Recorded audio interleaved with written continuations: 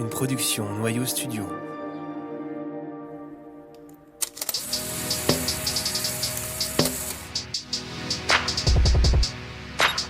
Vous écoutez Vision, un podcast sur la photographie contemporaine.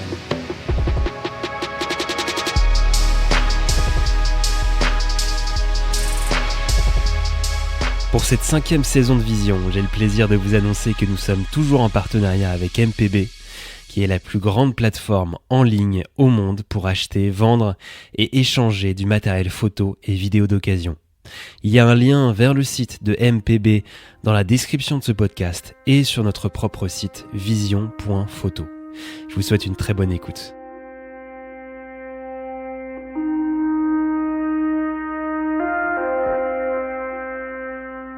Cette première image dont je voulais te parler, c'est donc une image qui a été prise au Liban, à Beyrouth. C'était en juin dernier, en juin 2023.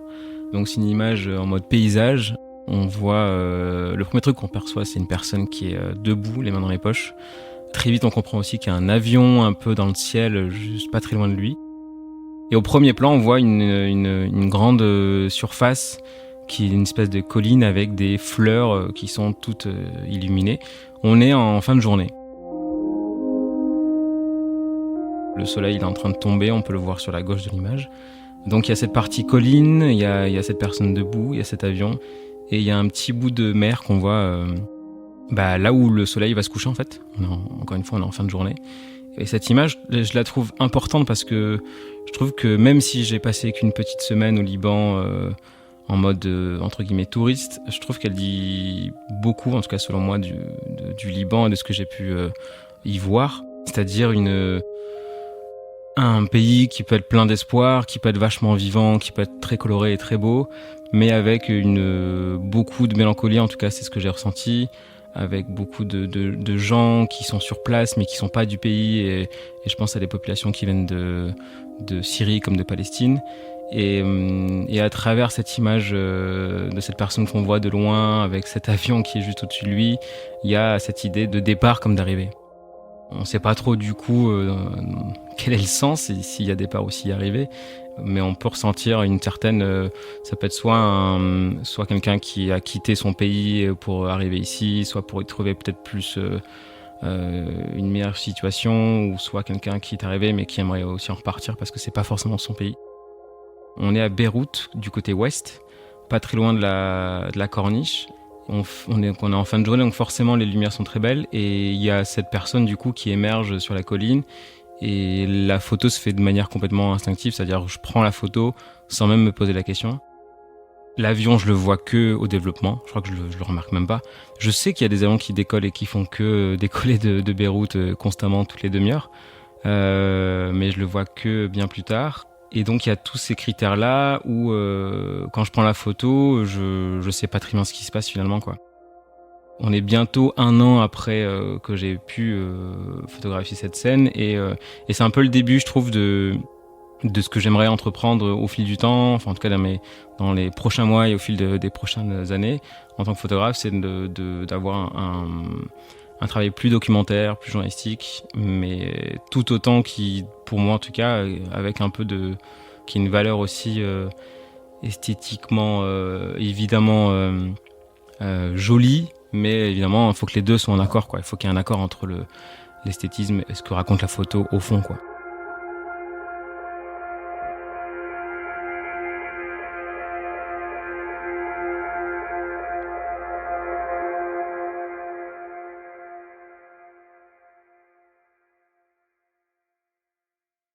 Je m'appelle Louis Lepron, je suis photographe et journaliste.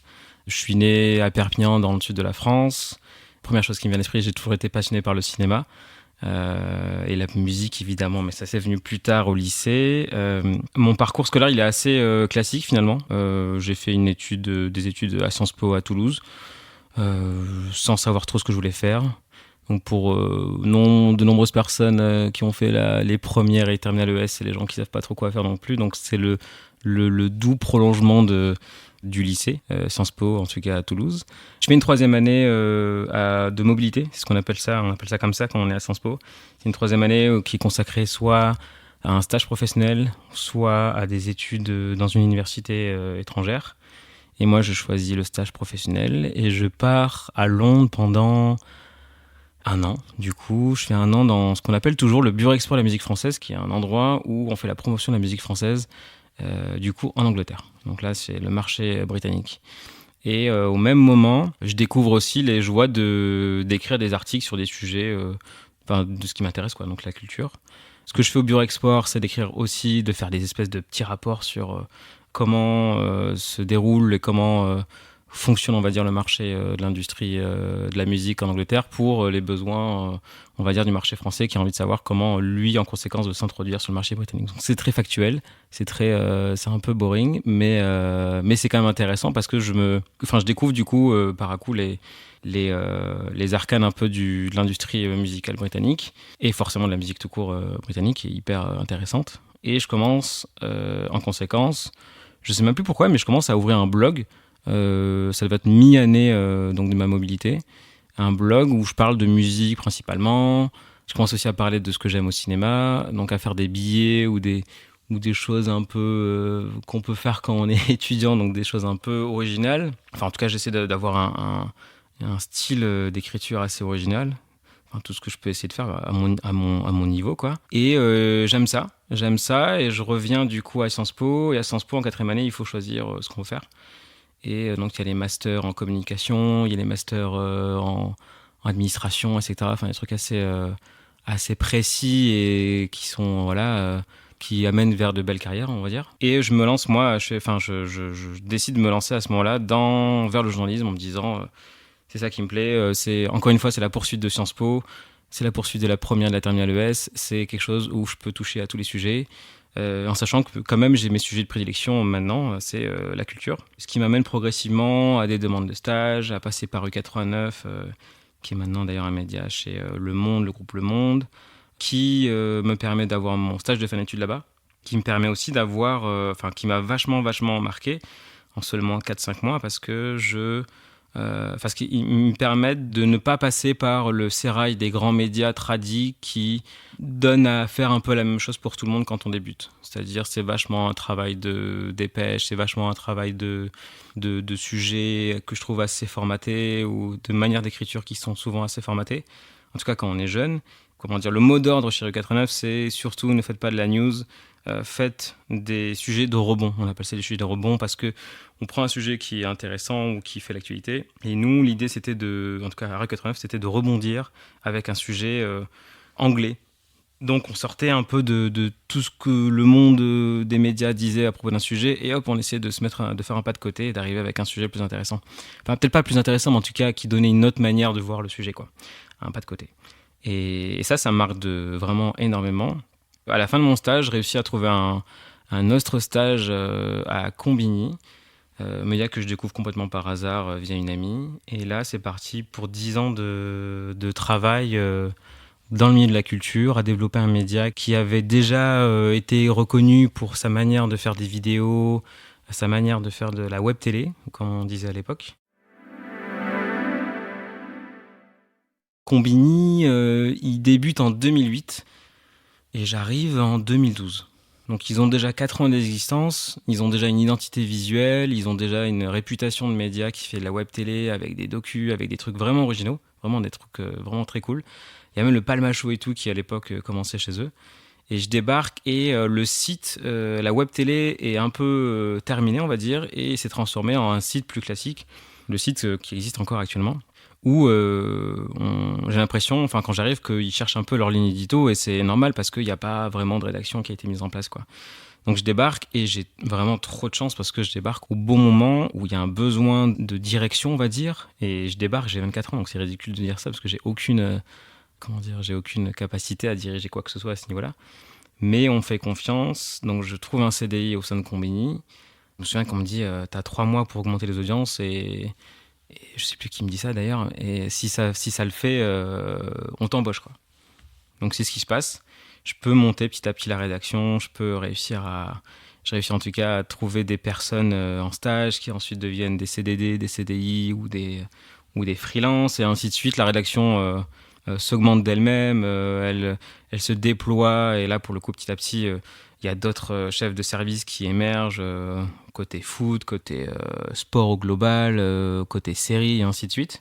Donc, je suis pas au départ de ça, mais en tout cas, je suis dans la dynamique du lancement de cette rédaction de Combini qui continue encore à travailler sur tous ces sujets-là maintenant.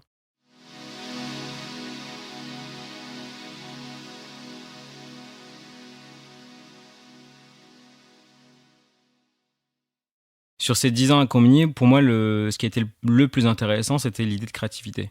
C'est-à-dire, on avait à peu près tout le loisir et toute l'autonomie pour lancer des nouveaux formats, de savoir en fait comment traiter de la culture quand on est en concurrence avec des médias tradis qui sont là depuis des dizaines d'années, qui sont dans des milieux de la culture, du cinéma, de la musique, de tous les milieux culturels depuis des années aussi. Comment toi, petit média web, tu débarques dans un milieu qui n'est pas forcément adapté à tes besoins. Et en collaboration du coup avec les créas de Combini, on a réussi à mettre en place des formats qui sont maintenant hyper iconiques, Fast and Curious, tout ça.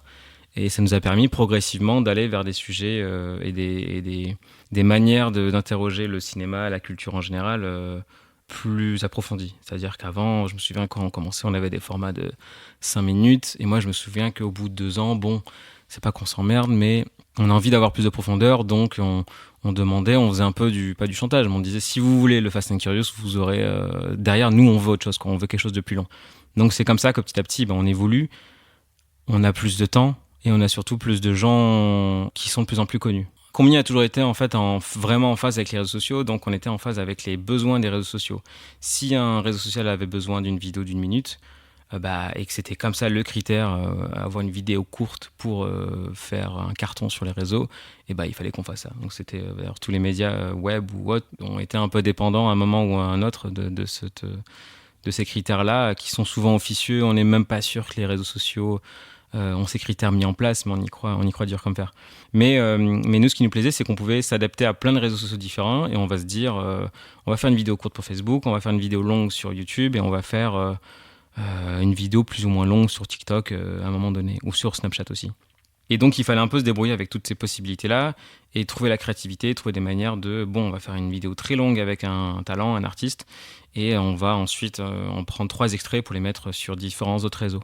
Donc ce sera YouTube qui sera par exemple le centre en termes où il y a le plus les interviews les plus complètes, les plus longues, et ainsi de suite. Les réseaux sociaux à côté seront, on va dire, avec des vidéos plus courtes, et sans forcément être plus virales, parce que c'est juste qu'on s'adapte à des environnements sociaux. Et voilà, donc en tout cas, ça a été 10 ans de créativité, de savoir comment on pouvait être en phase. Et c'était assez fou parce que les réseaux sociaux et le monde des réseaux sociaux faisaient que évoluer tout le temps. Ce qui était évidemment perturbant parce que ça voulait dire qu'on était dépendant d'eux, mais en même temps, il fallait aussi se dire que ça nous permettait de pas ronronner, quoi, de pas être toujours en phase avec les mêmes réseaux, les mêmes façons de faire, les mêmes approches. Ça nous permettait aussi de se dire qu'est-ce qui a été fait avant, qu'est-ce qu'on peut mieux faire ensuite, et d'aborder d'autres sujets qui n'étaient jamais abordés. Par exemple, si je prends le cinéma, on abordait toujours le cinéma, en tout cas il y a 10-15 ans, sur le côté comment est-ce qu'il a lu le scénario. Les questions étaient toujours les mêmes en fait. En tout cas, je considérais que c'était toujours les mêmes et c'était toujours les mêmes approches. Et là, à travers des nouveaux formats, on pouvait aller vers appréhender à fond la cinéphilie d'une personnalité, appréhender à fond les souvenirs de tournage d'un cinéaste ou d'une actrice, et ainsi de suite. Donc c'était trop cool, on pouvait presque thématiser tout ça. Et ça a été vachement important. Et dans ce cadre-là, j'ai commencé du coup à faire des photos pour me souvenir en fait.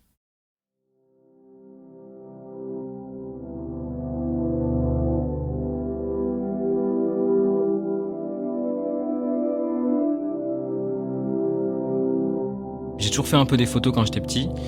Et là, j'ai repris à Combini parce que c'est assez con, mais on voyait beaucoup de gens passer, des gens, des personnalités. Et il y avait un truc que j'ai toujours défendu à Combini, c'est on interviewe et on fait des interviews de gens qui nous passionnent. Donc forcément, on se trouve face à des gens dont on a vu le travail, dont on est fan, ou en tout cas au minimum dont on apprécie le talent, quoi. Et pour moi, prendre des photos à la fin des entretiens, c'était parfait. Enfin, c'était pas parfait, mais c'était le souvenir de ce que... C'était mettre une image sur une rencontre. Je me suis rendu compte d'ailleurs que progressivement, je me souviens mieux d'une interview et d'entretien si j'ai pris la photo de la personne. Et donc ça, c'est marrant, mais je me souviens vraiment de détails très précis, quoi. À la fois parce que l'image dit quelque chose, et à la fois parce que dans un état de stress, notre cerveau, c'est comme si, je sais pas, on sautait en parachute. Notre cerveau, il fait que le temps ralentit, donc on comprend encore mieux ce qui se passe tout autour. Il y a des trucs qui pop-up sans qu'on le sache et qui nous reviennent 2 ans plus tard, quoi. Mais je me souviens de l'œil noir, du regard noir de Tarantino qui était hyper énervé. Et en fait, je me souviens juste qu'il était pas énervé contre moi, mais qu'il y avait toute une matinée où lui était vénère pour différentes raisons. Il présentait son film à Cannes, il était pas content, je pense, des retours. Je me souviens d'un Timothée Chalamet, je me souviens d'un Brad Pitt au vidéoclub où il a fallu ruser pour pouvoir avoir la photo et qu'elle soit validée ensuite. Enfin, toutes ces photos-là, finalement, au départ, je le faisais par pur pour moi et je le mettais un peu sur les réseaux, mais c'était avant tout, j'avais pas conscientisé le fait que ça allait devenir aussi, entre guillemets, que j'allais créer une espèce d'historicité avec ces portraits, quoi.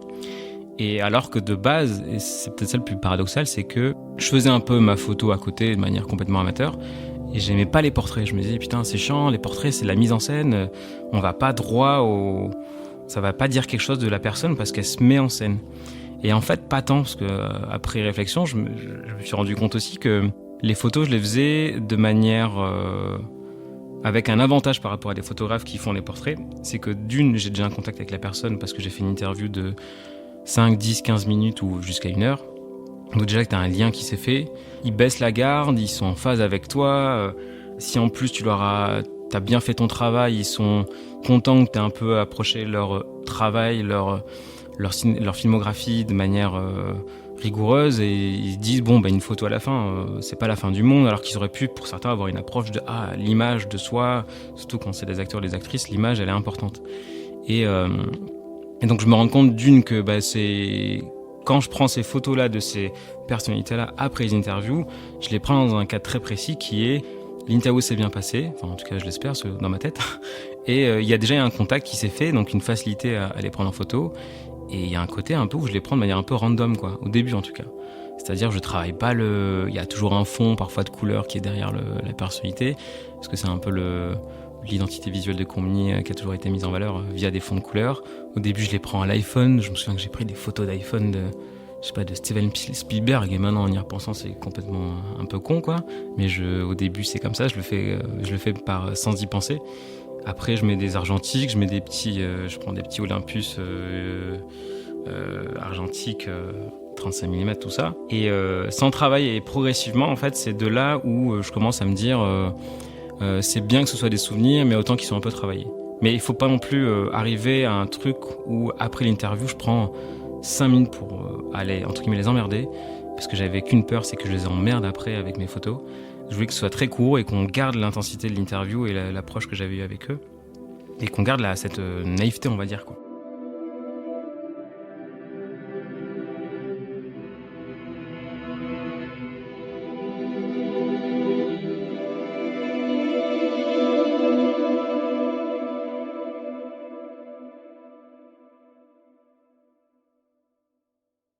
Clairement, ça m'a appris à être efficace, mais en fait, ce qui m'a surtout le plus appris, c'est qu'il faut avoir, je pense, un minimum de lien avec la personnalité en face.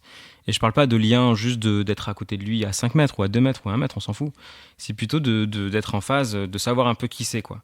Et c'est en ça, je pense que quand on fait des portraits, je trouve que c'est devenu, en tout cas, important pour moi, c'est d'avoir un minimum de connaissances sur le parcours de la personne. Alors, soit je me renseigne avant, parce que on peut pas toujours avoir 5 minutes avant pour discuter avec la personne, pour savoir où elle en est, tout ça.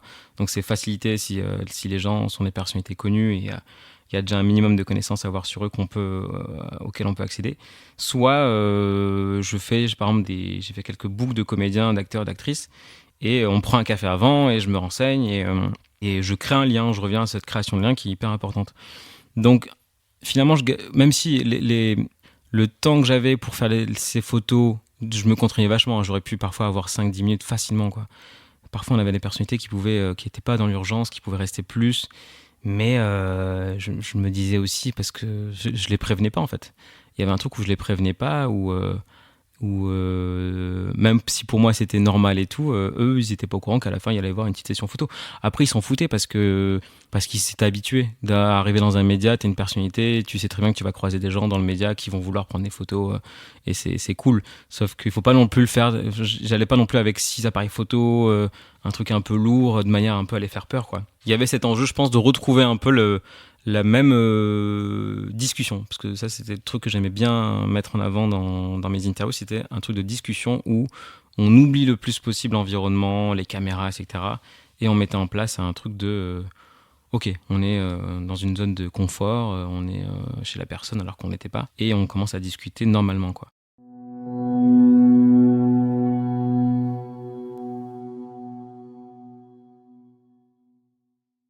Quand je commence à mettre en place ce système de photos à la fin des interviews, je le fais pendant des années. C'est-à-dire que c'est un petit bonus que je me donne après les interviews où j'ai une image et tout. Donc j'ai ce fameux souvenir que je suis content d'avoir parce que ça concrétise un entretien, ça concrétise un moment de ma vie, etc., etc. J'ai pas tout de suite envie de me dire ah ok j'arrête le journalisme, j'arrête mon métier ou j'arrête Combini pour aller me lancer en photo quoi. Ça vient progressivement. Parce que au bout d'un moment, en fait, je sens que c'est pas que je tourne en rond, c'est que je sais faire des interviews et je suis toujours très intéressé pour rencontrer des gens. Mais je me dis, ce serait bien de le faire en fait via les photos.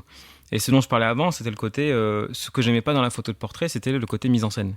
Mais ça, je me trompais en fait. En tout cas, moi, je pense que je me trompais là-dessus, c'est-à-dire que la façon dont on fait une photo avec une personnalité, je me suis rendu compte progressivement que elle pouvait être de la même manière que de faire une interview. C'est-à-dire que le côté intéressant d'une interview, c'était un peu de faire de la psychologie de comptoir, mais c'était de trouver via des biais, des questions, et sans être dans la manipulation, mais de chercher, comme dans un petit labyrinthe, comment poser des questions parfois sensibles ou des questions un peu touchy à des acteurs, des actrices, des cinéastes, et sans forcément que ces questions touchy soient le centre de l'interview, mais parfois il fallait y passer quoi. Et donc il y avait parfois des petites stratégies à mettre en place. Par exemple, il y a un truc tout bête, mais tu vas pas, si tu as une question sensible, tu vas pas la mettre en premier, quoi. Sinon la personne va se braquer, etc. Donc ça c'est des petits trucs qu'il fallait savoir et que tu mets progressivement en place. Et bref, je me suis rendu compte que les mêmes façons de faire en interview pouvaient aussi s'accorder au portrait. Et c'est là où je me dis ah ok, là ça devient intéressant en fait, parce que la photo à la fin. Le but, en tout cas selon moi, pour d'autres ce sera autre chose, hein. Chacun a ses manières de faire aussi et chacun a ses résultats qu'il veut avoir quand il veut faire du portrait, c'est de dire quelque chose de la personnalité. Quand on fait une interview, on veut un peu toucher ou en tout cas réussir à comprendre qui est la personne en face et sortir un peu surtout de l'image médiatique qu'elle a conçue au fil de ses années de travail et de carrière. Et essayer de gratter un peu le vernis quoi. Et la photo de portrait c'est en tout cas un peu la même chose pour moi, moi qui débute vraiment là, je suis au tout début de cette réflexion à essayer de trouver qui est la vraie personne derrière le petit vernis de présentation qu'elle fait. Il y a une photo que je fais de Vincent Lindon et je la fais vraiment par hasard et je comprends un truc après, c'est que je fais une photo de lui qui est d'ailleurs pas très très jolie tu vois, mais c'est juste une photo où on est à la fin d'une interview, Vincent Lindon déteste les images. Et Bobby l'a déjà dit récemment, quand je crois qu'il avait fait au Festival de Cannes il y a 1 ou 2 ans. Sauf que moi, je suis en fin d'interview. Donc, je l'ai eu, je crois, pendant 1 heure. On a discuté et tout. C'était super intéressant. On parle de sa carrière, on parle de son enfance, tout ça. Donc, il y a des liens qui se font de manière, entre guillemets, naturelle, quoi. Et je fais des photos après. Et lui, il est gêné et tout. Enfin, il est gêné, il est pas gêné, mais il est un peu en mode... tu m'emmerdes un peu avec tes photos. Il le dit pas, mais je le ressens. Et en fait, la photo la plus intéressante que je fais de lui, c'est... lui qui était de baisser et qui essaie un peu d'échapper, alors qu'il est toujours assis, et qui essaie d'échapper un peu à la mini-séance de photos que je suis en train de faire, quoi, mais elle dure même pas 30 secondes. En mode entre deux, ouais, exactement. Et ça fait partie des techniques de certains photographes portraitistes, qui est de dire le mieux, c'est les entre-deux, justement. C'est les moments où la personne baisse sa garde et retrouve une certaine forme de naturalité et n'est plus en position de je suis un acteur, une actrice et je suis en promotion de mon film ou je sais pas quoi. Et donc ça, je comprends, mais ça, pour le coup, c'est comme tout, hein, c'est avec de l'expérience qu'on comprend ces petits trucs. Et beaucoup appellent ça justement les petites interstices où se glisse enfin quelque chose de naturel et il n'y a plus de mise en scène, justement. Mais il faut du travail, il faut savoir un peu, il faut savoir, comment dire, entre guillemets, manipuler son sujet, il faut savoir être en phase avec lui. En interview, souvent, il y a un truc qui est intéressant, c'est le côté un peu caméléon. C'est-à-dire que si en face de toi, une personne commence à parler vite, il va falloir aussi parler vite. Si quelqu'un est un peu avec un langage un peu lent et tout, il faut essayer d'être en phase avec ça, histoire d'être en phase. On dit souvent que deux personnes qui ont on va dire les mêmes façons de se tenir, c'est souvent parce que l'un va être en face de l'autre, ou peut-être que l'autre aussi d'ailleurs. Par mimétisme, on est un peu plus en phase. Et je trouve qu'il y a ce côté-là qui peut aussi se mettre en place en photo, quoi. Mais même si c'est un peu différent comme exercice, mais je peux en faire des liens, quoi. Et donc bref, c'est comme ça en tout cas que je me dis, ok, c'est intéressant. Le portrait, c'est quelque chose qui m'intéresse, que j'ai envie de développer. Et au bout de 10 ans de Combini, je me dis aussi un truc, c'est que je pense que pour se lancer dans la photographie, il ne faut pas non plus commencer trop tard. Juste sur la question de l'énergie et de ce qu'on veut mettre comme temps et tout, je ne peux pas commencer à 50 ans la photographie comme ça. Et je me dis aussi, je vais toujours continuer à être journaliste sur le côté, mais pour me lancer à fond dans la photographie, il faut absolument que je mette du temps dedans, quoi.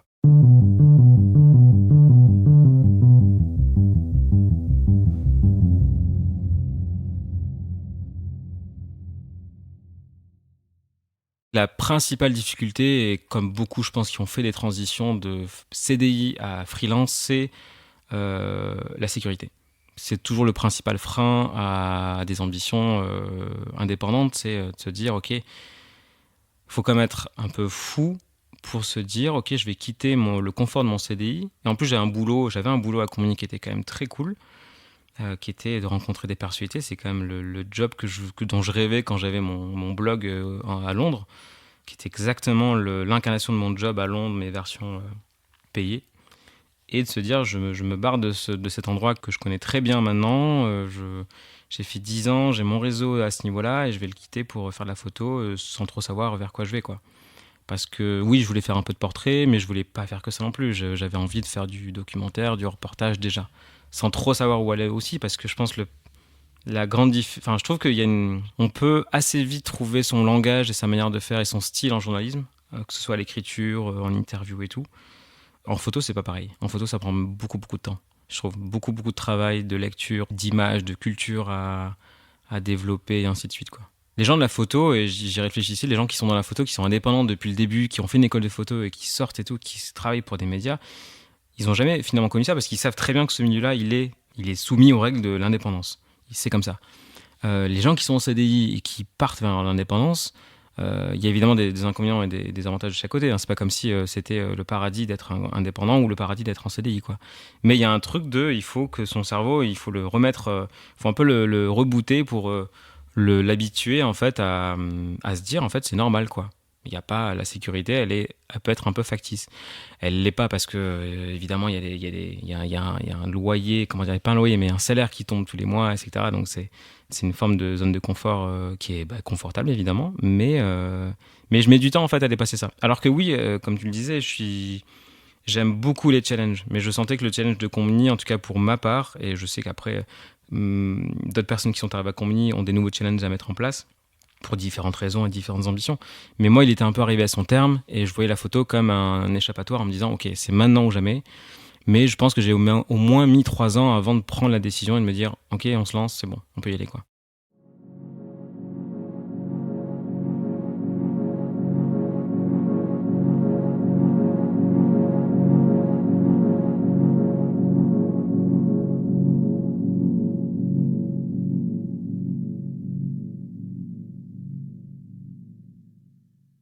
Mon tout premier finalement rapport à l'image, je dis image parce qu'avant il est autant du côté image fixe que image animée, c'est-à-dire autant des films que de la photo. Il vient, je pense, dans un premier temps de la télé ou du cinéma, ça me paraît évident. Je pense qu'il y a un truc qui m'a amené à être fan de la photo et de l'image en général, c'est le fait que quand je suis gamin, donc on est 4 frères et sœurs, on n'a pas de télé. Enfin, on a une télé, en fait, une petite télé portative qu'on peut amener ici et là, mais à des moments très ritualisés. C'est le vendredi soir, c'est le week-end, etc. En semaine, il n'y a pas d'image, ça n'existe pas. Enfin, il n'y a pas d'image, il y a des images évidemment, mais on les voit beaucoup moins, je pense, qu'à l'accoutumée. Et en face de ça, j'ai mon grand-père qui est un grand fan de cinéma, qui a un grenier qui fait, je sais pas, 50 mètres carrés, et qu'il a organisé avec des étagères avec, je sais pas, je dirais je sais pas si peut-être je vais dire une bêtise, mais 500, c'est pas au moins 500 films quoi, qui sont tous rangés, qu'il a enregistrés sur son caméscope avec des VHS et tout à l'ancienne. Après, il se tournera vers les DVD. Et bref, tout est rangé, c'est millimétré, c'est par genre. Dessus, t'as des espèces d'étiquettes avec l'année de production du film, le cinéaste, les acteurs et tout. Bref, tout ça quoi. Donc du coup, certains week-ends, on passait pas mal de week-ends chez nos grands-parents.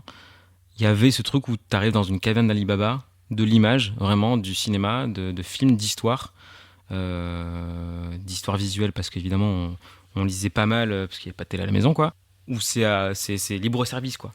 Et évidemment, tu avais des films qu'on n'avait pas le droit de voir, et on savait, quoi. Si je me souviens bien, je crois qu'il y avait même sur les étiquettes les interdits au moins de 12 ou interdits au moins de 16 ans. Et donc, il y avait un truc de... Comme tout, on veut braver les interdits, on est des enfants et tout, donc je me souviens très bien de quand j'ai vu... Pulp Fiction, j'ai 11 ans et je crois que c'est un après-midi l'été et tu comprends pas ce qui vient de se passer en fait. Ça paraît. C'est pas le plus violent des films, t'as quand même des scènes qui sont assez marquantes. Et donc il y a cette espèce d'équilibre entre à la maison pas trop d'images, même si parfois on va au cinéma et j'ai des films qui me marquent. Hein, et de l'autre côté, la caverne d'Alibaba du cinéma chez mon grand-père. Et au milieu de ça, les premiers rapports à l'image photo, c'est les albums de famille. Ça paraît vraiment convenu comme truc, mais c'est vraiment un truc hyper important chez mes parents d'avoir chaque enfant de la famille, donc mes 3 frères et sœurs et moi, on a notre album photo. Enfin, c'est même pas un album, je crois qu'on a 5-6 albums photos différents pour chacun de nous. Avec l'évolution de 0 jusqu'à, je sais pas, 17-18 ans facilement, quoi. Donc t'as tout ça qui est mis en place. Et tu peux du coup presque revenir sur ta vie comme ça, comme si on avait un album photo Facebook, sauf que là c'est physique. Et il y a ce côté où voilà, ça marque, je pense, quelque chose, où c'est la photo et le cœur de ton histoire, quoi, ou de l'histoire des autres. Et ça marque un peu les années et c'est primordial d'avoir des images de ta vie et de ce que tu racontes ou même des personnes qui t'entourent, évidemment, pas que de toi. Si c'est juste un travail égocentrique, c'est pas intéressant. Donc il y a ça qui marque et aussi en même temps ma famille n'a pas des personnes qui sont des artistes ou qui viennent pas de milieu artistique du tout, même si j'ai découvert que mon arrière-grand-mère faisait déjà des photos au Leica au Maghreb il y a des décennies de ça et je découvre des photos là récemment et des photos trop belles, mais il y a aussi un côté ils filment tous, enfin, mais notamment du côté des pères. Il filme avec des caméras de 8, de 16 mm. Là encore du caméra H8 et maintenant du numérique, quoi.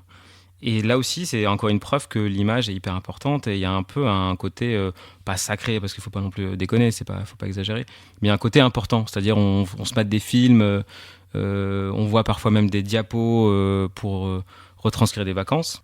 Et ça passe par là. Et donc quand j'ai mon premier appareil photo argentique que me prête mon père, c'est un Nikon F3, et qu'on fait un voyage aux États-Unis et que je vois les résultats concrètement dans mes mains. Et c'est marrant parce que je prends quelques photos de famille, mais je vais pas non plus faire. Je suis pas là pour ça. Enfin, je suis pas là pour ça. C'est pas que je suis pas là pour ça, mais comment dire. Je fais des photos de paysages, quoi. Je vois les États-Unis, je suis émerveillé. Je vois des paysages que j'ai jamais vus de ma vie. J'ai 13-14 ans et je fais des photos et je vois les résultats sur les diapos. On les projette sur un mur blanc, je pense. Et je trouve ça ouf de voir le résultat. Et je me souviens juste que mon père m'a dit les réglages basiques, c'est tu mets 205, enfin c'est des pellicules de 200 ISO, tu dois mettre vitesse 125-250 et voilà quoi. C'est pas plus que ça, de toute façon la lumière est toujours la même presque aux États-Unis, à part s'il fait moche. Et tu t'en tiens à ça et ça suffit, ça passera largement, quoi. Et je fais ça et du coup les photos sont pas extraordinaires, mais ça me marque. Et je pense que c'est un truc que je veux récupérer quand je prends la décision ensuite de quitter Combini 15 ans plus tard, peut-être un truc comme ça. J'ai ça en tête, je me dis, ah putain, j'ai toujours ce lien avec la photo. Argentique en plus. Dans un premier temps, en fait, mon approche photographique, c'était juste d'aller dans plein de domaines différents et d'essayer de voir, de prendre le plus de compétences possible. Maintenant, ça fait 1 an et demi, et c'est pas assez court comme temps, évidemment, par rapport à l'évolution dans la photo. Mais c'est d'avoir une approche, de revenir un peu à une approche plus documentaire, journalistique, pour raconter des histoires. Ça, c'est le truc que j'ai vraiment envie de développer, c'est de raconter des histoires. Et ce qui est intéressant, c'est que ça peut passer évidemment par du portrait, ce que j'ai vachement développé depuis que j'ai quitté Combini, en tout cas que j'ai continué à développer, c'est toujours un truc qui m'intéresse. Mais à côté de ça, c'est de raconter aussi des histoires dans un cadre où on voit plus l'environnement, où on sort un peu plus de la personne du portrait, on va dire, classique, un peu proche du visage, et d'avoir un peu plus de contexte, finalement. Et ça revient un peu à la photo que je décrivais tout à l'heure, celle qui était au Liban. C'est que je pense que cette photo, elle est importante parce que je la fais moins d'un an après avoir quitté Combini. Je la fais parce que je vais pas au Liban pour forcément avoir une idée très précise de ce que je vais y faire là-bas. J'ai la possibilité d'y aller, d'y rester 1 semaine, 10 jours. Je prends plein de pellicules, évidemment. Je prends un appareil photo et je sais pas ce que je vais y trouver, quoi. Je me renseigne évidemment vachement sur le pays. Ça, c'est sûr. Mais comme d'ailleurs je le fais pour des personnalités, je trouve ça hyper important pour moi d'avoir un minimum de bagages culturels sur où est-ce que je vais. Et je pense que c'est toujours une bonne base d'avoir ce bagage-là pour pouvoir réagir à l'instinct, peut-être de manière inconsciente, sur des situations et qu'après, il y a quelque chose qui en ressort, quoi. Donc, je fais des photos pendant toute la semaine et j'en ressors avec un. Je sais pas si les photos valent grand-chose, mais je me dis que elles ont du sens pour moi par rapport à un pays qui est hyper morcelé entre plus d'une dizaine de communautés, plusieurs quartiers. Je pense à Beyrouth qui sont scindés en fonction des religions, des appartenances religieuses. Et je sens, moi, c'est un sujet qui m'intéresse toujours beaucoup, c'est la mélancolie. C'est un truc qui m'a toujours intéressé. Et quand je pense à ça, d'ailleurs, je pense à quand j'ai découvert Dave East. Donc ça, je l'avais découvert au Bal il y a quelques années en exposition. Et j'étais en ah putain, ça me parle trop de voir des gens, des visages et tout en noir et blanc, des gens qui sont pris en photo par Dave East, avec juste, tu sens qu'ils ont, pas forcément une mélancolie, mais tu sens qu'ils ont un énorme, ils ont quelque chose en tête, quoi. Et c'est à toi un peu d'y mettre ce que tu veux, quoi. C'est ça qui est génial avec ces photos-là, c'est qu'il y a tellement de mystères que il y a que des questions, il n'y a aucune réponse, quoi. Et je sens la même chose avec le Liban, où je me dis, mais je le sens, mais c'est assez facile à le deviner. C'est un pays qui est tellement trituré de toutes parts, qui est au beau milieu d'un théâtre de guerre multiple depuis 20, 30, 40, 50 ans, que je m'attelle en fait à essayer de faire des photos qui rendent compte un peu de ça, quoi. Soit de personnes seules, soit de détails de la guerre, mais après je sens que je suis pas en train d'inventer l'eau chaude, quoi. Vraiment, c'est quelque chose qui est hyper basique, donc je l'ai fait à l'instinct, je fais ces photos là et et à la fin je me rends compte que peut-être ça pourrait faire quelque chose, mais surtout que ça a surtout besoin d'une suite photographique, d'une suite de liens avec ce pays, sans forcément en faire un projet sur 10 ans, mais de donner une suite parce que c'est inabouti. Et c'est là où ça marque quelque chose d'important pour moi, c'est de me dire, ok, en fait, il faut que j'aille vers des sujets qui me tiennent à cœur. Et parfois, ils peuvent me tenir à cœur, mais sans que je m'y attende, quoi. Le Liban, c'était pas du tout un pays auquel que je connaissais particulièrement avant d'y aller à l'improviste presque il y a bientôt 1 an, quoi.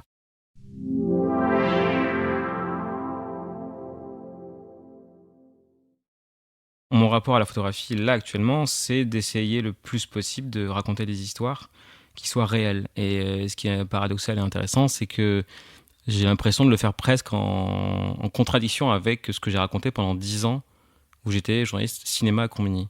C'est-à-dire un milieu où on raconte des histoires qui peut-être ont du lien avec la société, et j'en suis même sûr, mais qui sont des histoires fictives, quoi. Je me suis retrouvé sur j'ai fait de la photographie de plateau, et c'était génial parce que je voyais un peu les dessous, les coulisses du cinéma. Donc c'est la photographie de plateau, rapidement ça consiste à prendre des photos, à la fois un peu pour certains de making-of, un peu, on fait un peu les behind the scenes de ce qui se passe, mais aussi ça peut être des photos qui peuvent être des photos presse du film, et même jusqu'à devenir une affiche si la photo est cool. Et je suis face à des productions, mais je le sais depuis 10 ans, hein, mais c'est juste que là je le vois vraiment, où on met de l'argent et du temps pendant des semaines et des semaines sur des trucs qui n'existent pas, quoi, sur des histoires racontées, des histoires inventées d'elles-mêmes, quoi. Et je suis face à un truc où je me dis, putain, mais ça m'intéresse évidemment, c'est le sujet sur lequel j'ai bossé pendant 10 ans, donc c'est normal, mais ça me dérange un peu. Je suis troublé par ce truc-là de voir qu'on peut mettre autant d'énergie dans des choses fictives, et je sais à quel point c'est important. C'est pas moi je serai je serai le premier, à faire la défense de la culture et de l'intérêt de la culture, d'avoir des récits, etc., et de raconter la société. Mais ça me met un truc en mode, mais il faudrait que l'idée de raconter des histoires vraies, Il y a une demande aussi, il y a quelque chose d'important, raconter un peu ce qu'on témoignait, tout simplement.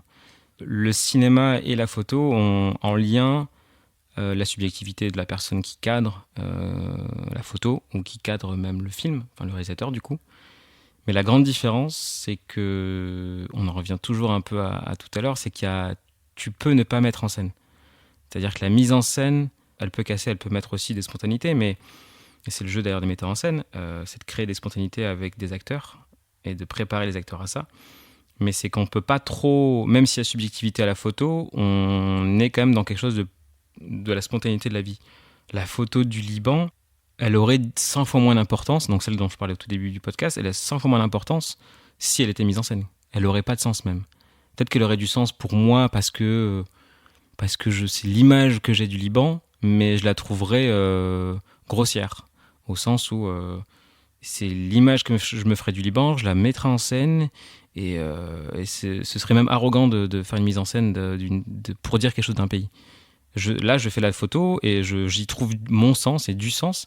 Ce ne sera pas le sens qui sera partagé par tout le monde, parce que chacun, peut-être, y mettra un peu de sa vie, de son parcours, de son éducation, de sa vision du Liban, ou même de sa vision d'autres pays, parce que en fait, ça pourrait être une photo, on ne sait même pas où elle a été prise finalement. Elle aurait pu être prise près de Perpignan. On a aussi une très belle côte avec la mer et la montagne, donc ça aurait pu être n'importe où ailleurs qu'au Liban. Mais c'est ça la grande différence, c'est que je joue pas en fait avec la réalité. Quand je prends la photo, oui, le choix du Liban, c'est subjectif, le choix du cadre, c'est subjectif. Le choix de prendre ce mec-là qui, par hasard, émerge sur cette colline, c'est hyper subjectif, c'est moi qui le fais. Mais je joue pas avec ce type-là, quoi. Ce type-là, il est là, en fait. Donc je suis quand même dépendant d'une chose. Quand on est photographe, on n'est pas Dieu. Quand on est réalisateur, on peut être un peu Dieu. On peut adorer, et c'est ça le métier aussi de réalisateur. On a des marionnettes, on sait ce qu'on va en faire. Ils ont des dialogues, on a un chef-op qui est là pour mettre en lumière ces marionnettes, etc. Je veux pas être méchant par rapport aux acteurs et aux actrices. C'est pas des marionnettes, mais il y a quelque chose de... Quand on est photographe, on n'est pas omniscient, quoi.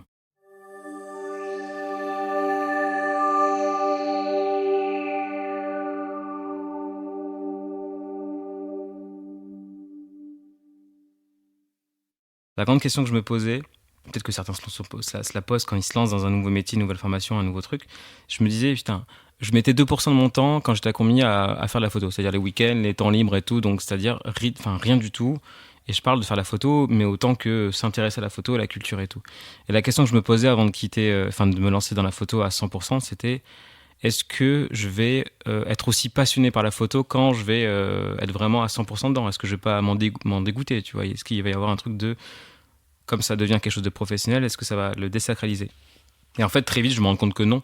C'est comme si, quand j'étais à Combini, avant de me lancer en photo, c'est comme si je me disais que c'était une toute petite frontière, c'était une petite niche, la photo, et que ce serait facilement contrôlable ou compréhensible. Enfin, tu vois, que j'aurais facilement une capacité à le maîtriser, alors que, en fait, non, pas du tout. Je débarque et les 100%, ils se remplissent très vite de plein de livres à lire, plein de choses dont il faut se renseigner, une très bonne pratique de la photo régulièrement, de la street photo, mais du portrait, même si il n'y a pas de mission, mais du coup, il faut se créer des propres missions et ainsi de suite. Et ça, je me rends compte très vite. Je me dégoûte pas du tout, au contraire, le champ s'élargit, mais énormément, en termes de tout. En termes de pratique, il y a même un truc de est-ce que je vais y arriver, parce que c'est tellement grand comme terrain de jeu qu'on se pose la question de où est-ce que je vais me placer aussi.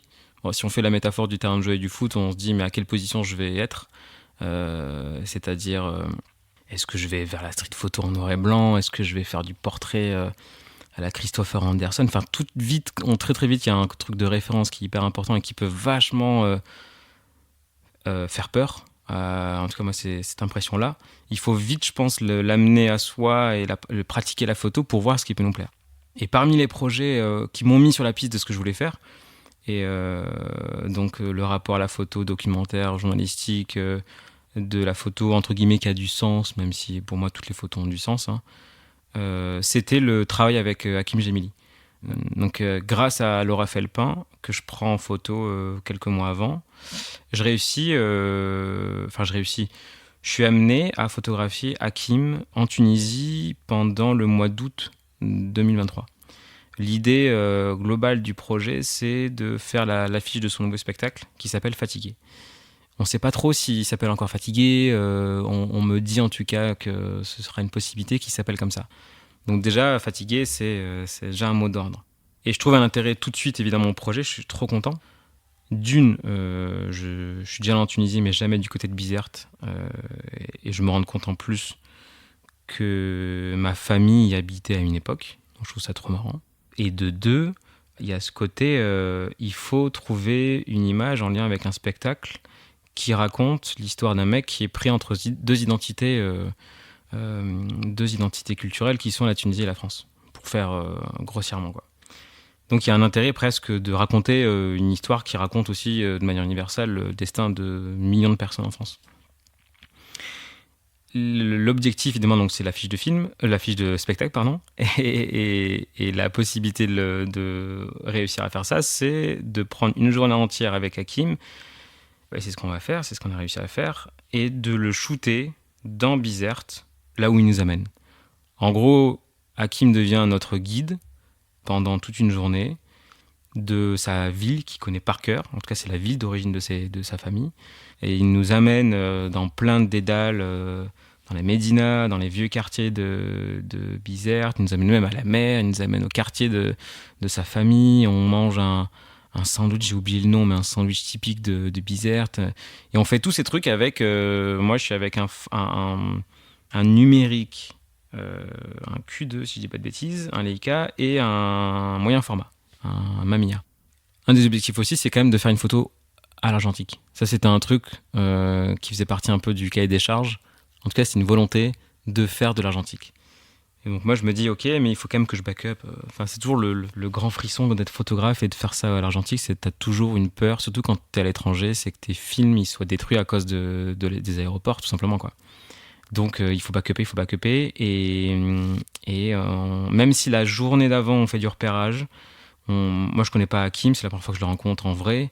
Et il a une énergie folle, et il faut le suivre, et il faut réussir à le faire poser, il faut réussir à ce qu'il soit en phase aussi avec la possible affiche qu'on est en train de faire. Ce qui est incroyable, c'est qu'on est à l'opposé de tous ces shootings pubs où tout est organisé, et c'est compréhensible, hein. Il faut qu'il y ait un mood board, et moi j'avais un mood board évidemment pour Hakim, mais des trucs, on va faire ça là à telle heure, on va faire ça là à telle heure, et ainsi de suite.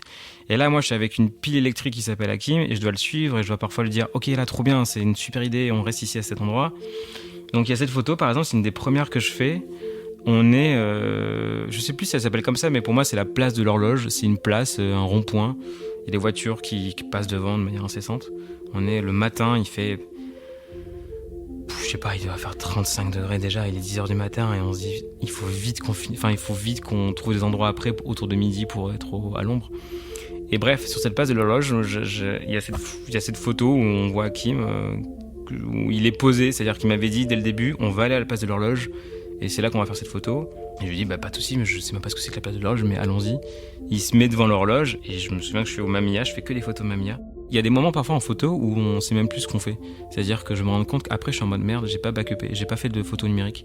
Je suis un peu en mode putain, j'ai pas été assez sérieux, quoi. Mais c'est juste que je me rends compte aussi après que on a passé 10 heures non-stop à le suivre et à être toujours attentif à la moindre de ses pas, au moindre des environnements qui pouvaient être intéressants en photo. Donc il y a cette photo de lui qui est devant une horloge, posée, t'as les voitures qui passent et on prend cette photo comme ça, quoi. Elle dit exactement la journée qu'on a passée avec cette montre qui tourne là, qui tourne de manière complètement... qui tourne de manière hyper rapide. Et toujours la question qu'on se pose pendant cette journée-là, c'est est-ce qu'on l'a ? Est-ce qu'on a la bonne et tout ? Et je me souviens qu'on fait des photos, et j'en fais pas mal à un moment donné, parce qu'on les fait dans l'eau. Et donc c'est des photos numériques. Je ramène pas le Mamiya dans l'eau parce que je me dis j'ai trop peur. Mais je suis quand même aussi assez con pour ramener un Leica à 2 pas de le mettre dans l'eau, quoi. Vraiment, faut être débile, quoi. Et je le fais avec donc, le Q2 et les photos sont sympas et tout. Et Hakim me dit ouais, c'est celle-là et tout. Et moi, je suis en mode trop bien, trop cool. Donc le premier envoi que je fais, c'est les photos Q2. Et je fais le deuxième envoi, c'est les photos Mamiya argentique. Et c'est là où il se trouve cette fameuse photo qui fera l'affiche. Enfin, fameuse pour moi, hein. pas pour les gens, où au hasard du repérage la veille, on était tombé sur un hammam qui était ouvert et on s'était dit bon, ça peut être marrant de ramener Hakim dans un hammam. En tout cas là c'était un peu l'entrée du hammam. Et déjà qu'il faisait chaud le jour où on a fait le shooting à Bizerte, mais dans le hammam, accouplé à l'humidité du hammam, c'était n'importe quoi. Donc il y a cette photo où il est comme ça, un peu blasé, fatigué, avec des gouttes d'eau il sue du front, mais c'est normal, on est dans un hammam, plus la chaleur de Bizerte, et ça a fait l'affiche, quoi. Mais ça résumait parfaitement ce que je voulais, c'est-à-dire avoir une mission qui vient pas de moi, mais pour un sujet aussi intéressant que mettre en image quelque chose d'intéressant en termes de parcours et d'identité culturelle que celle d'Hakim. Je trouvais ça méga intéressant. Et je trouvais ça trop cool de pas avoir en conséquence un processus trop strict. Et d'avoir un truc de « ok, on va improviser ». Ça, c'est ce que j'aime beaucoup.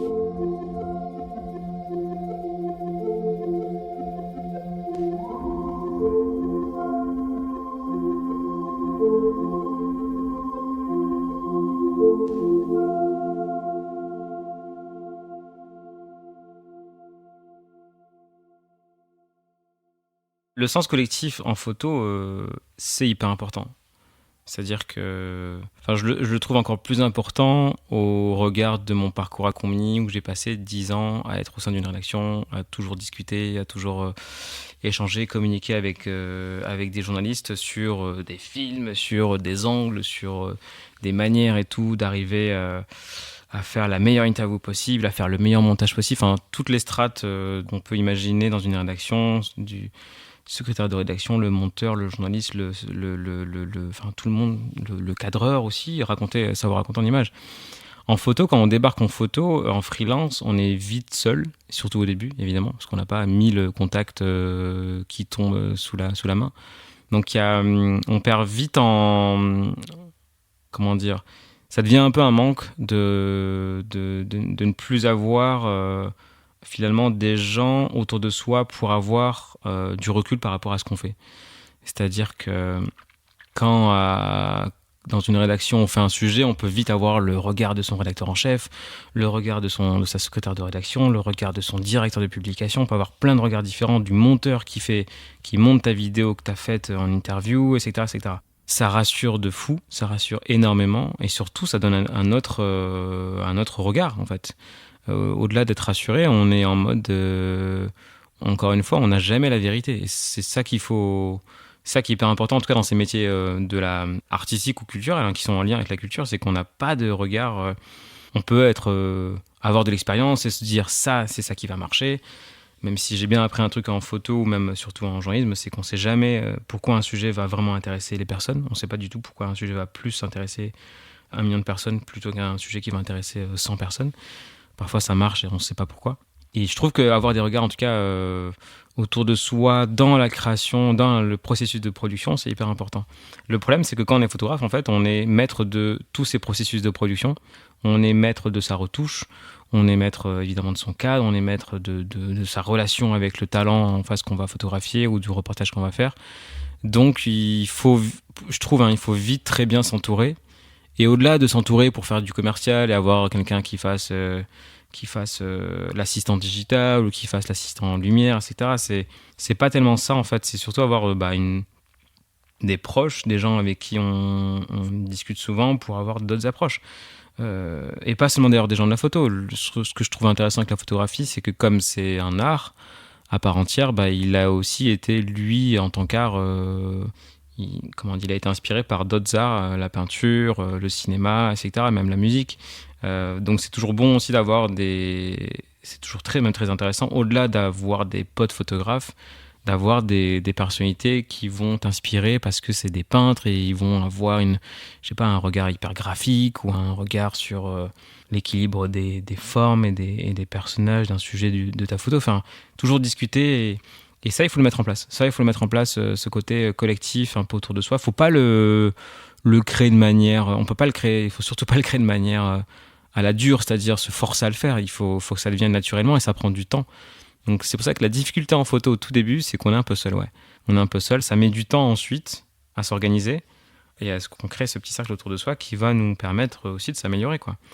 Le premier truc qu'on fait, enfin, si on peut le faire en tout cas, le mieux c'est de faire ça, c'est de montrer à des personnes qui s'y connaissent en photo ou en d'autres arts ce qu'ils pensent d'une nouvelle série, je sais pas, d'une nouvelle série, d'un livre photo qu'on a fait, etc. quoi. Ça a méga du sens d'avoir ces regards-là parce qu'on n'est pas, encore une fois, on n'est pas à 100%. On n'est pas comme certaines entreprises qui sont à 360, qui sont bons dans plein de choses. Photographe, on peut être bon, évidemment, on peut avoir des spécialités de cadrage et tout, mais on ne sera jamais à 100%, en tout cas, surtout là, me concernant, parce que je débute à peine, expert de tous les processus de production. Et le dernier processus de production que je commence petit à petit à aimer, d'ailleurs, c'est le recul. C'est le dernier processus, c'est celui qui prend le plus de temps, évidemment. Et au début, je me souviens, je me rappelle quand j'étais à Combini et tout, je faisais des portraits, je les shootais, je les retouchais en 2 secondes. Maintenant, il m'arrive de mettre 1 an sur des photos perso, donc où il n'y a pas d'enjeu de deadline et tout, à mettre 1 an avant de les mettre sur Instagram ou sur mon site, quoi. Et ça me fait tellement du bien, enfin ça me fait du bien au sens où j'ai fait beaucoup de choses, j'ai testé plein de choses pendant des mois et des mois, et à la fin j'ai trouvé le truc. Et je trouve que comme on peut avoir une approche avant de faire une photo, d'un portrait par exemple ou d'un reportage, de se renseigner, j'ai l'impression qu'il y a un peu en post-prod, en retouche, on se renseigne un peu sur la photo pour savoir à quel point elle peut être retouchée ou pas dans un sens. Donc c'est comme si on avait une approche un peu d'intimité avec sa photo qu'on a choisie au préalable, qu'on se disait ok, on va la retoucher de cette manière-là. Ça marche pas, on la met de côté et on repart et on revient dessus et ainsi de suite jusqu'à trouver la bonne approche pour être en phase avec un mood d'une série de 10 photos ou de 15 ou même d'une seule photo peut-être. Et je trouve vachement de plaisir à faire ça. À prendre le temps, ça me paraît tellement évident. Je me souviens d'un Depardon qui parlait de ses photos et qui disait, à la question de savoir comment il faisait pour les choisir, il disait en fait, je les imprime, je les mets à l'envers, je les scotche dans mes toilettes, comme ça quand je suis en train d'être aux toilettes, je les vois et parfois je les mets à l'envers aussi. Et en fait, tu comprends que tout le monde fait ça, quoi. Tout le monde essaie d'avoir le plus de recul possible, et chacun a ses techniques. La difficulté, c'est que je vais pas imprimer non plus, faire du tirage de toutes mes photos tout le temps, mais j'avoue que ça fait du bien de les avoir déjà physiquement. Alors, physiquement, pour quand on fait un choix d'une série photo et tout, c'est cool. C'est flagrant comment c'est indispensable dans le processus pour savoir où est-ce qu'on va, quoi, en termes de photos, et pour avoir un minimum de recul.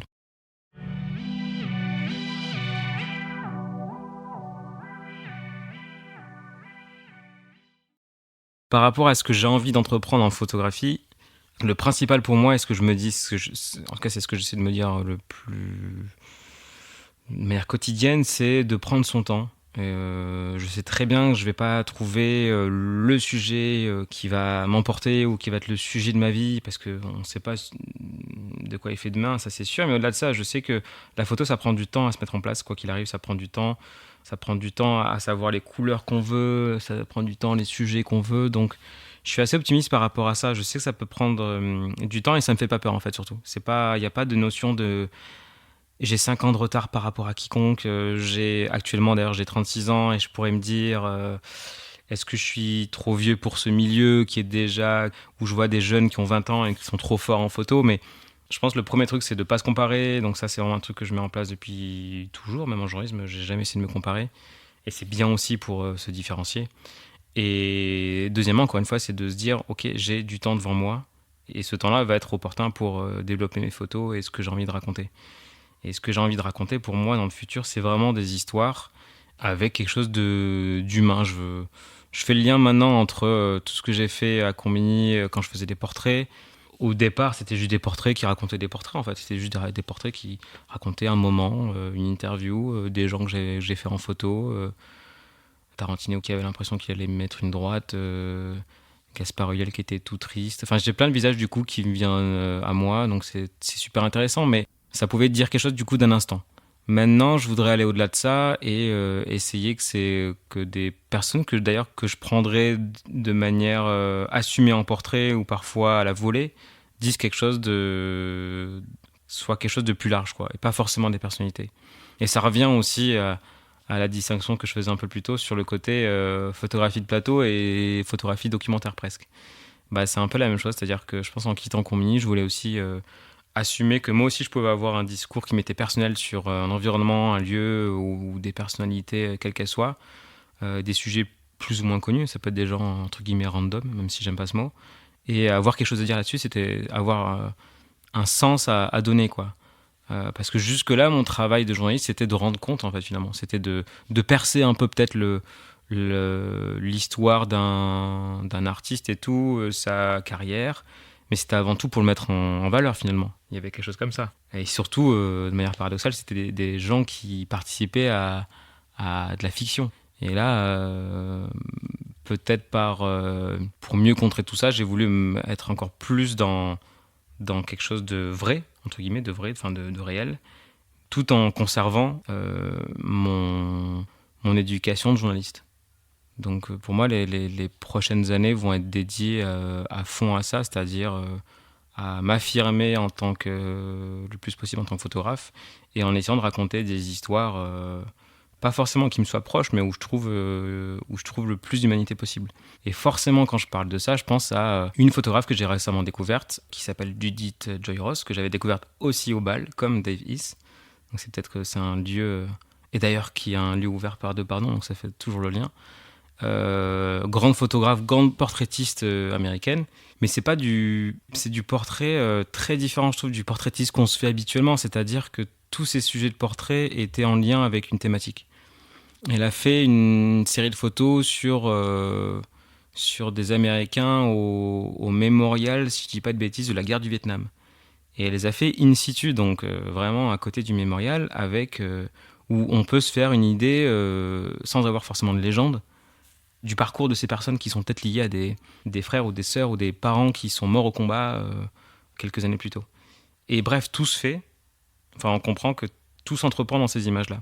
Les images, elles disent quelque chose de la guerre, elles disent quelque chose de la conséquence de la guerre. Il y a même parfois des anciens soldats qui ont été pris en photo au mémorial, donc peut-être qu'ils ont perdu un pote, et ainsi de suite. Et elle le fait d'une manière... Elle fait à la chambre, hein. Donc il y a un truc où elle arrête le temps. Et je sais qu'on voulait parler en plus peut-être de la différence, ou en tout cas des différentes perspectives qu'on peut avoir, soit avec l'argentique, soit le numérique. Mais quand tu fais ça à la chambre, j'ai l'impression que c'est le stade ultime. Quand tu étais photographe et que tu fais l'argentique, t'es encore plus dans le présent j'ai l'impression, hein, qu'avec tout autre appareil photo. C'est-à-dire déjà que l'argentique, t'es dans le temps présent. La chambre, tu peux pas être plus dans le temps présent, quoi. T'arrêtes vraiment le truc. T'es obligé de prendre du temps, ouais, complètement. T'es obligé de prendre du temps, t'es obligé de mettre en place cette espèce d'énorme machine qui peut que intriguer. D'ailleurs, c'est peut-être pour ça que parfois ça marchait si bien ces portraits, c'est que les gens ils comprenaient pas ce que c'était que ce truc énorme qui était sur pattes, quoi. Mais voilà, enfin les prochaines années, ouais, je les vois comme ça. Je les vois mal, hein, évidemment, mais je me dis en fait que plus les missions et plus les projets perso vont s'enchaîner, mieux je saurai ce que je voudrais faire. Et ça passera par des reportages, peut-être, des commandes de presse, ça passera par des découvertes de pays comme le Liban. Peut-être que je continuerai à faire des photos au Liban si j'en ai la possibilité. Mais ouais, c'est de toucher à quelque chose d'humain. Il y a parfois des séries photos que je regarde sur internet et tout, et il y a que entre guillemets, du matériel, alors c'est très texturé, c'est très beau et tout, mais dès qu'il y a un élément humain, bah ça change complètement toute la photo. Il suffit qu'il y ait une main, et tu te demandes qu'est-ce qu'elle fout là. Alors si je regarde une photo, hein, bon je vais être très radical là-dessus pour le coup, donc c'est peut-être pas forcément ce que je pense à 100%, mais il peut y avoir des photos aussi d'architecture qui sont très jolies, hein. Mais dès qu'il y a une présence humaine, on se pose la question de son histoire en fait. On se pose la question de qu'est-ce qu'elle fait là, à qui elle appartient, etc. Même d'une main. Alors imaginons quand il y a tout un corps qui est entier dans la photo, les questions se multiplient et sans forcément avoir les réponses. Donc c'est à nous aussi, spectateurs, de nous donner les propres réponses, quoi. C'est marrant, mais il y a un siècle, la photo, c'était ce qui racontait. C'était ce qui racontait. Avant, il y avait l'écrit, après il y a eu la photo, et après il y a eu la vidéo et les reportages et tout, quoi. Et je trouve que la photo garde toujours le mystère, le mystère de l'instant. On peut écrire... Je trouve que, comment dire, la photo, même s'il est subjective, et tout autant que l'écriture, ou même la vidéo, ou quelqu'un qui va cadrer, il y a toujours un mystère, et en même temps une précision. Et donc c'est deux choses très paradoxales. C'est que sur une photo, avec un cadre prédéfini, c'est comme ça, on ne peut pas le faire à 360. On a des détails très précis de comment c'était, où est-ce que c'était, mais aussi, on sait aussi que la photo a été prise à un moment donné qui est hyper subjectif Et si tu as une personne qui gueule à un moment donné et que la seconde d'après n'est plus en train de gueuler, ça va donner deux choses très différentes, quoi. Et c'est ça le paradoxe. Alors qu'à l'écrit, on n'aura jamais la précision parfaite de ça, quoi. On peut évidemment être super subjectif, très poète, être vachement dans l'émotion, mais on n'aura jamais le côté factuel. Et c'est ça qui est marrant avec la photo, c'est qu'on peut, face au côté factuel et hyper informatif d'une photographie, mettre en face un mystère et quelque chose de complètement extraordinaire, quoi. On peut mettre en face quelque chose qui interroge. Merci d'avoir écouté ce podcast. Vous pouvez retrouver tous les épisodes de Vision sur les plateformes de podcast, de Spotify en passant par Deezer, Apple Podcast et nos actualités sur notre site vision.photo, sur notre Instagram @podcastvision. Si vous avez quelques secondes pour noter et laisser votre avis, ça nous aide aussi beaucoup. À très vite pour parler de photographie.